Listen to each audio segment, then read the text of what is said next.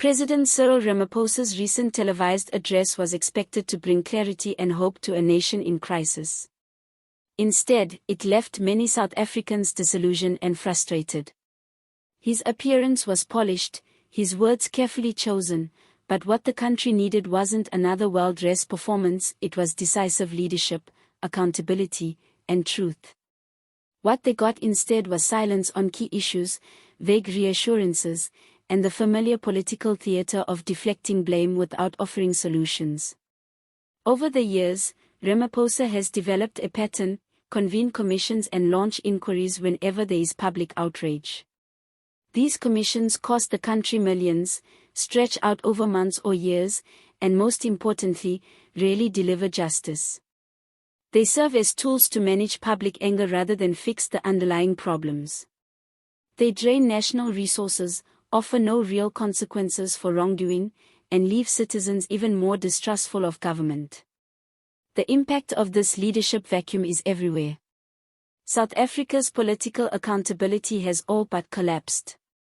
Democracy, once celebrated, now feels hollow. The institutions meant to protect citizens have become weak and unreliable, and corruption has infiltrated all levels of government. From power cuts to joblessness to deteriorating services, daily life for millions has become a constant struggle. Many South Africans feel trapped in a system that punishes the poor and rewards the connected. Economically, the country is in serious trouble. Debt levels are climbing. Unemployment, especially among the youth, is devastating. Infrastructure is collapsing, yet the government continues to ask the international community for money while offering little transparency about how those funds are spent. Ramaphosa often boasts about financial support from foreign partners, but the real question is whether that money is reaching the people who need it, or simply enriching political elites.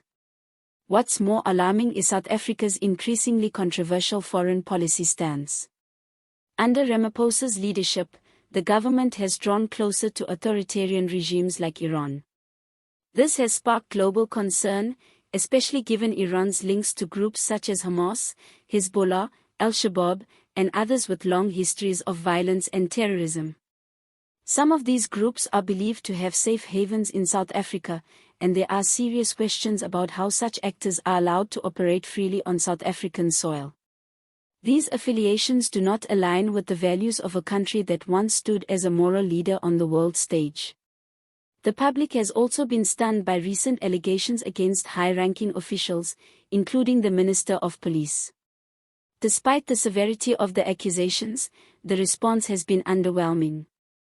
Instead of a serious investigation or suspension, the minister was quietly placed on special leave, likely still receiving his salary. This kind of preferential treatment, where political allies are protected while ordinary citizens are punished harshly for lesser infractions, highlights the deep rot in South Africa's justice system. The erosion of trust in law enforcement is one of the most dangerous consequences of the current administration.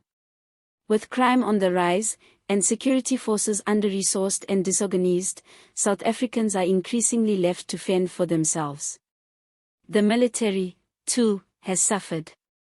In some cases, troops have been forced to surrender to rebel groups in foreign deployments, only to wait months before being rescued or repatriated. National borders are insecure, large areas of the country go ungoverned, and in both rural and urban communities, people feel abandoned by the very government meant to protect them. Even within the country, the social fabric is deteriorating. Ramaphosa's policies, often framed as progressive or transformative, have failed to bring unity. In fact, they have contributed to growing division. Populist language and exclusionary rhetoric have widened racial, economic, and political rifts. South Africans are more divided now than at any point in the post-apartheid era, and many blame the president for fanning those flames rather than extinguishing them. Despite all of this, Ramaphosa continues to present himself internationally as a peacemaker and statesman. But at home, his government is increasingly viewed as out of touch and self-serving. South Africa's standing in the world is slipping, not just because of its alliances, but because of its inability to handle its own affairs. The country that once led the charge for human rights in Africa is now associated with instability, corruption, and complicity with oppressive regimes.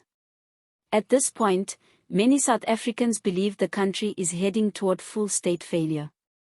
Institutions are weak, leadership is reactive rather than proactive, and the government appears more focused on protecting its own than serving its people. The gap between citizens and the political elite has grown so wide that even calls for reform now feel meaningless. The growing demand is no longer just for change, but for a complete political reset. Many believe that Ramaphosa has lost the moral and practical authority to lead. His administration, marked by broken promises, missed opportunities, and poor judgment, has left the country in worse condition than it was when he took office. For many, the only solution left is for him, and those who have enabled his failures, to step down. South Africans want more than talk. They want leadership that delivers, protects, and inspires. They want a government that puts the people first, not political survival. Until that happens, the country will continue its decline, and more citizens will join the growing chorus. It's time for President Ramaphosa to resign.